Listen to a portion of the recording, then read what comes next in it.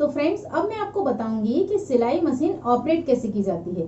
देखिए, सिलाई मशीन कई तरह की आती है। जैसे जो हाथ की मशीन आती है उसमें यहाँ पहिए के पास एक हैंडल रहता है और उसे हम हैंडल से ऑपरेट करते हैं। एक आती है जो पैडल वाली होती है, जिसमें यहाँ से एक डोरी जाती है, तो उसे आप पैरों से ऑपरेट करते हैं। मैंने उसी पैरों वाली मशीन में ये मोटर लगवा रखी है, जिससे ये लाइट से चलती है और आपको सिर्फ इसमें जो नीचे दिया रहता है पैडल, उसी पे आपको सिर्फ पैर रखना रहता है। और एक मशीन जो आपने व्हाइट बॉडी में देखी होगी, वो आती है, उसमें कई तरह की एम्ब्रॉयडरी होती है, उसमें पीको, इंटरलॉक, बटन, काज, ऐसे कई तरह के काम आप कर सकते हैं। लेकिन वो मशीन आपको सिर्फ घर में जो शौकिया सिलाई करते हैं उसमें ही यूज होती है। उसे हम किसी बुटीक या प्रोफेशनल तौर पे यूज नहीं कर सकते हैं, क्योंकि उसमें काफ़ी शिकायतें भी आती हैं और फिर उसकी जो रिपेयरिंग होती है उसमें भी हम अपने आप नहीं कर सकते हैं, तो उसमें भी थोड़ा सा प्रॉब्लम आता है। तो जो ये मशीन होती है, ये मेरे पास है अम्ब्रेला मशीन। ये सबसे ज़्यादा यूज होती है बुटीक या प्रोफेशनल काम के लिए। तो आज मैं आपको ये अम्ब्रेला मशीन बताती हूँ कि किस तरह से ऑपरेट की जाती है। तो देखिए, सिलाई किस तरह से होती है। एक धागा हमारा यहाँ से जाता है और एक धागा इसमें नीचे से आता है। जो नीचे से धागा आता है वो इस बॉबिन में से आता है, इसे हम बोलते हैं बॉबिन। तो अम्ब्रेला मशीन की बॉबिन अलग आती है और सिंपल मशीन की बॉबिन अलग आती है। अब ये बॉबिन इसके अंदर लगाई जाती है, तो इसे बोलते हैं बॉबिन केस। तो मैं आपको सबसे पहले इसमें धागा भरकर बताऊंगी, क्योंकि इसमें धागा भरने का भी किसी को आइडिया नहीं होता है, तो वो अपने हाथ से भरते हैं। देखिए, आपको इस तरह से धागा लेना है और 2-3 अंटे आपको इसके ऊपर अपने हाथ से लगाने हैं। इस तरह से मैंने ये 2-3 अंटे लगा लिए हैं। अब आपको इसे इस तरह रखना है और हर मशीन में यहाँ पर धागा भरने के लिए ये दिया जाता है। तो आपको यहाँ इसमें इस तरह से ये अड़ाना है और हमें इस धागे को ऊपर की साइड इस तरह रखना है, पकड़ना है और यहाँ इसे प्रेस देते हुए इसे चलाना है। लेकिन ये ज़्यादातर मशीनों में लूज ही होता है, तो उसके लिए आपको यहाँ एक कपड़े की पट्टी लगानी रहती है। अब इसका दूसरा तरीका है, ये इस तरह का एक टूल आता है, ये सिर्फ 10 रुपए का आता है। तो इससे धागा बहुत आसानी से और बहुत अच्छे से भर लेते हैं। तो देखिए, आपको इसी बॉबिन को इसके ऊपर यहाँ टाइट करना है और हम इसे इस तरह से पकड़ेंगे।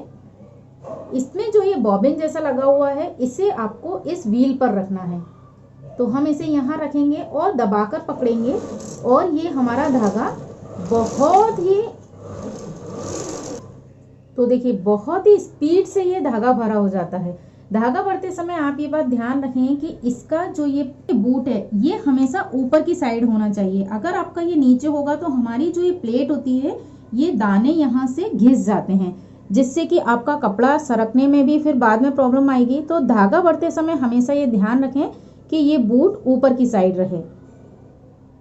अब मैं इस धागे को यहाँ से कट कर लेती हूँ। तो हमेशा धागा काटने के लिए हम इस तरह की कैंची रखते हैं अपने पास, जो बहुत छोटी भी होती है और इजीली भी यूज हो जाती है।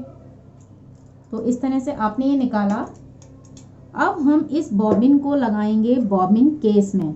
तो देखिए, ये इस तरह से जो ये आपको कट दिख रहा है, यहाँ से आपको इसे डालना है और इस धागे को आपको इसके अंदर से निकालना है। इसके अंदर से निकालने के बाद हम इसमें से ये धागा ले लेंगे। ये देखिए, इस तरह से आप देख सकते हैं कि आपका धागा सही से डला है। अब जो अम्ब्रेला मशीन होती है, उसमें हम जब बॉबिन लगाते हैं तो आपका जो ओपन हिस्सा होता है वो हमेशा ऊपर की साइड होता है। तो ये मैं आपको इधर से डालकर बता देती हूँ। देखिए, ये बॉबिन है और आपको इसे ऊपर की साइड ही रखना है और इस तरह से इसको लगाना है। तो ये आवाज आई ना, मतलब ये फिक्स हो गई है। अब हम इसमें ऊपर की साइड से धागा डालेंगे।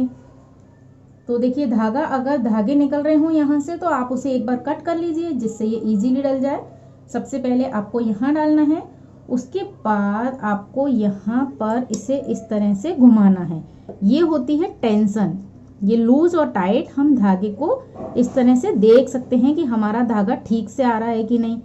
अब आपको इसके बाद यहाँ से धागा डालना है और बस इसके बाद आपको सुई में धागा डालना है।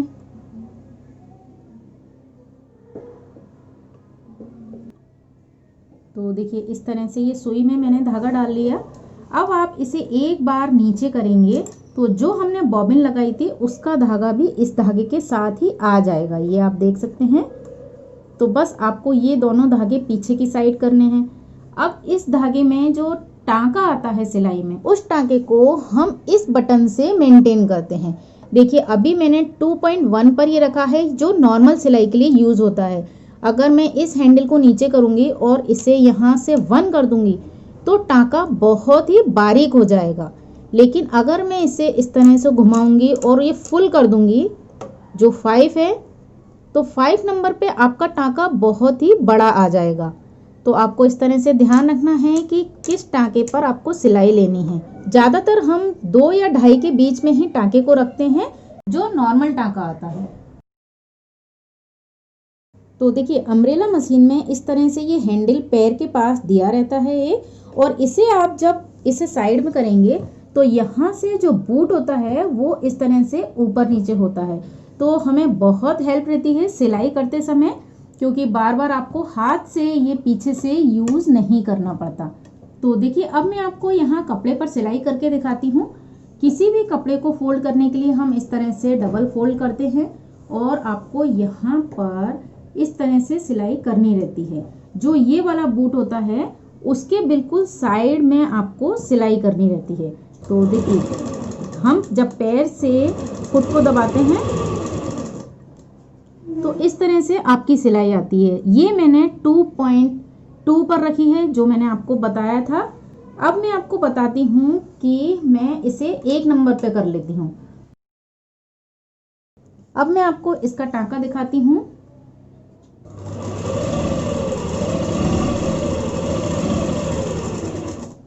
ये आप देख सकते हैं कि बहुत ही बारीक टांका यहाँ पर आता है।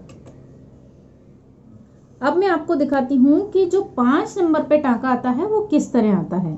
तो देखिए यहाँ से मैंने इसे पूरा फुल कर दिया है और हमारा ये हैंडल भी ऊपर चला गया है। अब आप देखिए जो 5 नंबर पे हम टांका करेंगे तो देखिए इसका टांका भी बड़ा हो गया है और ये कपड़ा भी काफी स्पीड से सरकने लगेगा। और जब हम इसे लॉक करते हैं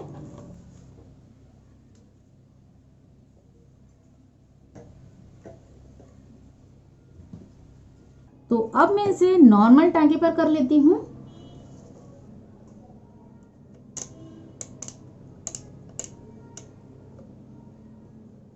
तो देखिए अब हमने इसे नॉर्मल टांके पर कर लिया है तो ये इस तरह से आएगा। और जब हम सिलाई को लॉक करते हैं तो आपको अम्ब्रेला मशीन में सुविधा रहती है कि आप इसे इस तरह से, मशीन उल्टी भी चल जाती है।